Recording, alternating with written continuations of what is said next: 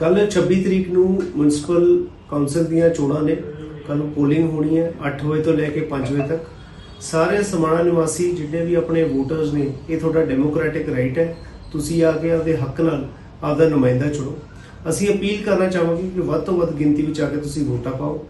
ਜਿਹੜੀ ਇਹ VOTING ਹੋਣ ਜਾ ਰਹੀ ਹੈ ਇਹ ਅਸੀਂ ਇੰਸ਼ੋਰ ਕਰਾਂਗੇ peaceful and transparent fair elections ਹੋਵੇ as per the norms of state election commission model code of conduct के तहत।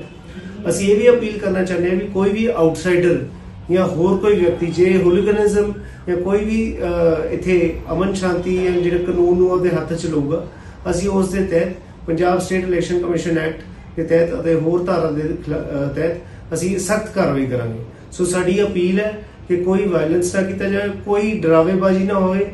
ਅਸੀਂ पुलिस जी पटियाला पुलिस है वो वचनबद्ध है भी ਅਸੀਂ फ्री एंड फेयर ਤੇ ਬਿਲਕੁਲ ਪੀਸਫੁਲ ਇਲੈਕਸ਼ਨਸ ਕਰਾਵਾਂਗੇ।